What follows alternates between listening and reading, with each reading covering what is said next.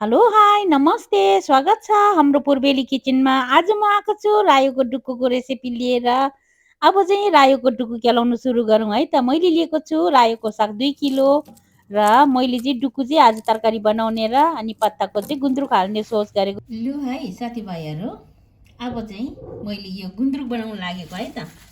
अब यो धेरै ओइलेको छैन अहिले, यो चाहिँ अलिकता ओइलाउँछु। आजको लागि म तरकारीको लागि पनि छुटाउँछु। अब यसलाई चाहिँ यसरी छुटाउने।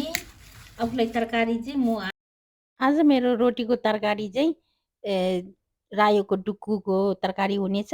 अब म चाहिँ यो डुकु छुटाउँछु है त पत्ताबाट।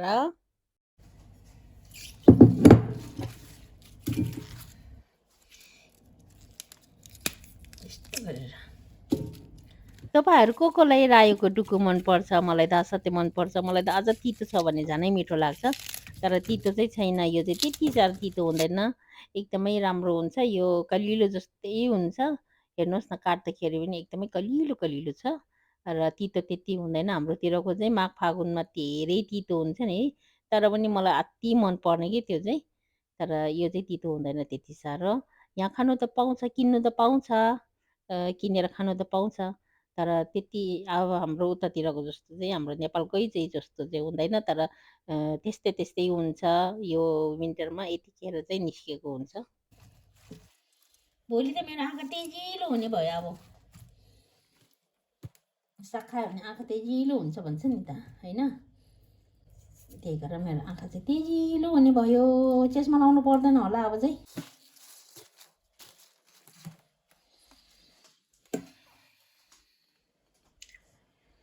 साग रायोको डुक्कु हेर्नुहोस् है। अब चाहिँ पखाल्ने मजाले छुटी। यो चाहिँ गुन्द्रुकको लागि अब धोएर पनि ल्याइसकेँ मैले। यसलाई चाहिँ हटाइदिने। अब मैले सागलाई केलाएर तावा पनि बसाइसकेको छु र अब तेल पनि हाल्दैछु। तेल चाहिँ मैले तोरीको तेल युज गरेको छु है त। अब मैले चाहिँ तेल हालेँ। यहाँ यो रायोको साग बनाउँदाखेरि चाहिँ लसुन र खोर्सानी मात्रै फुराएर चाहिँ साग प्लेन गरेर बनाउने छु।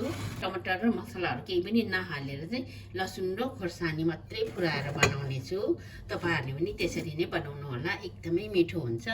फर्स्टमा त म यो लसुनलाई फुराइदिन्छु। लसुनलाई चाहिँ खैरो गरेर फुराउने, अनि लसुनको टेस्ट चाहिँ एकदमै राम्रो आउँछ। अब हाम्रो लसुन चाहिँ खैरो खैरो हुँदाखेरि चाहिँ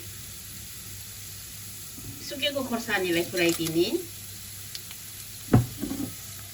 फुलाएको खोर्सानीको बास्ना र लसुन खैरो खैरो भएको बेलाको बास्ना चाहिँ तपाईँहरूले चाहिँ कस्तो चाहिँ बास्ना आइरहेको होला भनेर चाहिँ इमेजिन गर्नुहोला। थोरै बेसार फुराइदिन्छु। बेसारलाई माथिबाट राख्यो भने चाहिँ अलिकति ठुस्स गनाउँछ, त्यही कारण बेसारलाई अलिकति फुराइदिने। अनि कलर पनि एकदमै राम्रो आउँछ। खाना खाँदाखेरि कलर चाहिँ हातमा लाग्दैन बेसारलाई तेलमै फुरायो भने चाहिँ। तरकारीको माथिबाट बेसार हाल्यो भने चाहिँ खाना खाँदाखेरि चाहिँ हात चाहिँ पहेँलो हुन्छ। त्यही कारण चाहिँ फर्स्टमै बेसारलाई चाहिँ फुराउनु पर्छ। अब यतिको भएपछि चाहिँ अब हाम्रो सागलाई ओइराइदिने। हेर्नुहोस् त,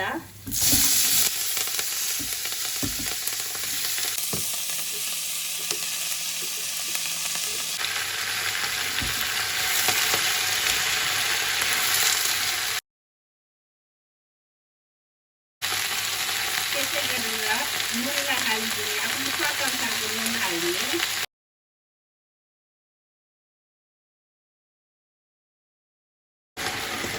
छोपिदिउँ, थोरै छोपिदिने। अब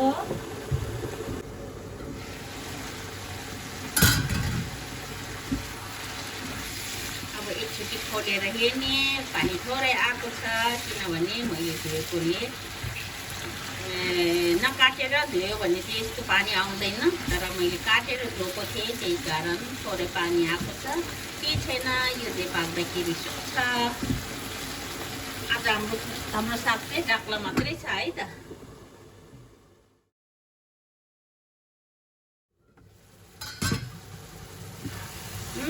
अब चाहिँ साग चाहिँ मजाले पाक्यो है त।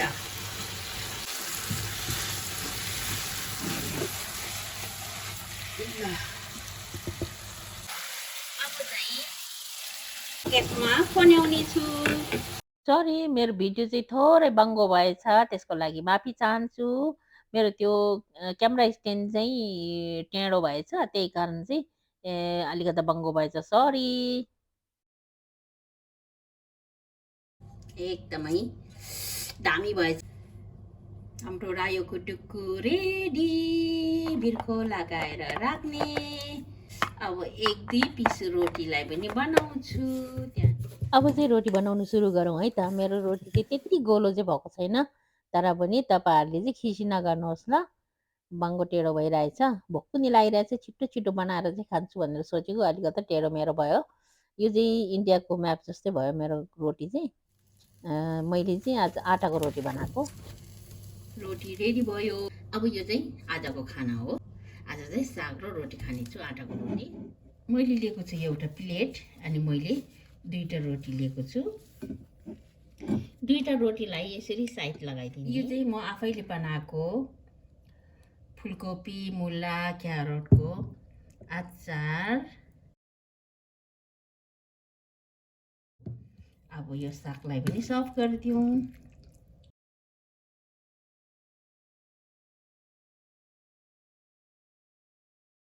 फेरि मेरो साग चाहिँ चिसो होला, फेरि बिर्को लगाइराख्ने।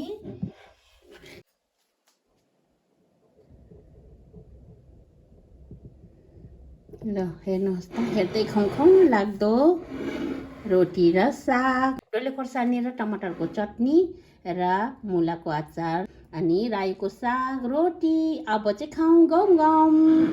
आज चाहिँ मुख पनि देखाएर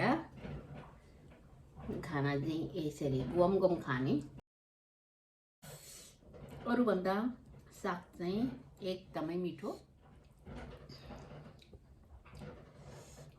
यत्रो ठुल्ठुलो घाँस हालिरहेको छु मैले।